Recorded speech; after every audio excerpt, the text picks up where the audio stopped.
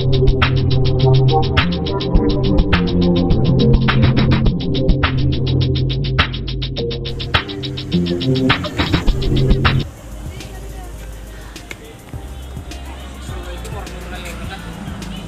Moksan Wibor, mahasiswa ekonomi pembangunan Universitas Ternate.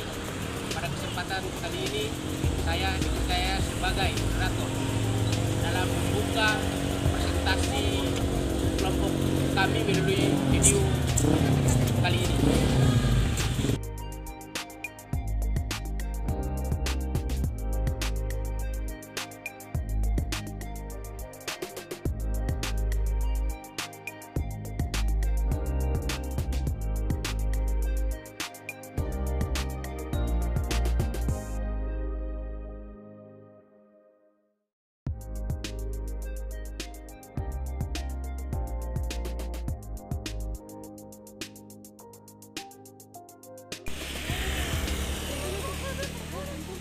Dan untuk melanjuti presentasi kami, izinkan kelompok kami untuk memperkenalkan diri.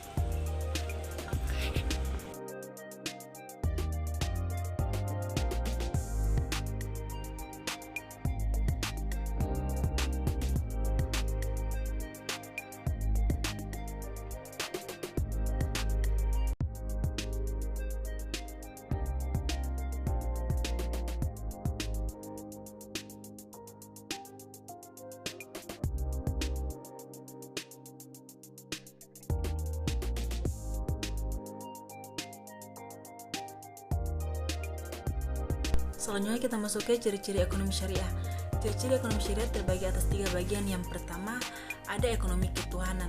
Maksud dari ciri-ciri berikut adalah segala jenis peraturan serta landasan hukum ekonomi syariah patutnya dilaksanakan sesuai dengan syariah Islam. Berfokus pada nilai ketuhanan dalam transaksi ekonomi. Cabang ilmu ini bertujuan untuk menciptakan kesatuan atau unit di lingkungan sosial.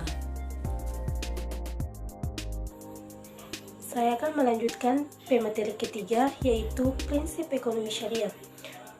Prinsip ekonomi syariah yaitu berdasarkan aturan transaksi ekonomi tercantum di dalam Al-Quran. Tata cara yang dianut seperti bagaimana kaum muslim berperilaku sebagai produsen, konsumen, serta pemilik modal sesuai dengan ajaran Islam. Dalam hal ini, guna untuk mengembangkan tatanannya, prinsip ekonomi syariat adalah sebagai berikut. Terbagi atas 8 bagian, yaitu pertama, kegiatan ekonomi diawali sebagai salah satu bentuk ibadah, dilakukan dengan bertanggung jawab. 2, menunjukkan tinggi keadilan dari sistem bagi hasil serta risiko. 3, melarang riba dan aktivitas ekonomi yang sepenuhnya berasal dari kegiatan sektorial. 4, menyeimbangkan kepentingan dan rohani melalui penyaluran sebagai harta untuk zakat infak. 5, mengimplementasikan kerjasama sebagai kunci utama dalam transaksi ekonomi.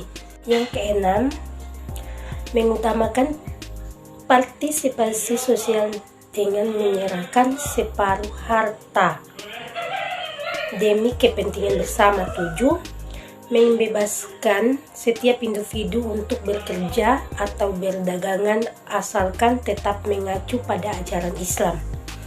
8, menolak akumulasi kekayaan yang dimiliki oleh beberapa orang. Untuk selanjutnya, tujuan ekonomi syariah. Manfaat ekonomi syariah adalah membantu menciptakan kesejahteraan masyarakat dan menyeimbangkan moneter serta sistem keuangan. Nah, tujuan ekonomi syariah yang utama adalah menyelaraskan kehidupan seluruh masyarakat dengan hukum Islam. Pada dasarnya, sistem ini mendukung kemaslahan sosial sehingga segala bentuk kecurangan atau manipulasi kekayaan sangat dilarang. Selain itu juga, ekonomi syariah juga bertujuan untuk membentuk jalinan sosial dan erat berdasarkan rasa persaudaraan sehingga distribusi pendapatan dapat disebar dengan rata. Untuk selanjutnya, ekonomi syariah memiliki 3 contoh, yaitu asuransi syariah. Pada dasarnya contoh, ekonomi syariah ini hampir sama dengan jenis asuransi lainnya, hanya saja pertanggungannya berbentuk kerjasama antara para anggota lain dan hanya berlaku pada produk syariah. Yang kedua, pegadaian syariah. Melalui pegadaian syariah ditawarkan jual beli sesuai norma Islam, di mana keuntungannya memudahkan nasabah mendaftar haji atau membayar bagian bulanan. Untuk yang ketiga, perbankan syariah. Pada umumnya, bank selalu memberikan bunga pada produknya. Dalam hal ini, pinjaman syariah hanya memberikan layanan bagi hasil ini nisbah. Hal ini disebabkan dalam ajaran Islam, riba adalah kegiatan yang menguntungkan satu pihak saja. Lanjut kesimpulan.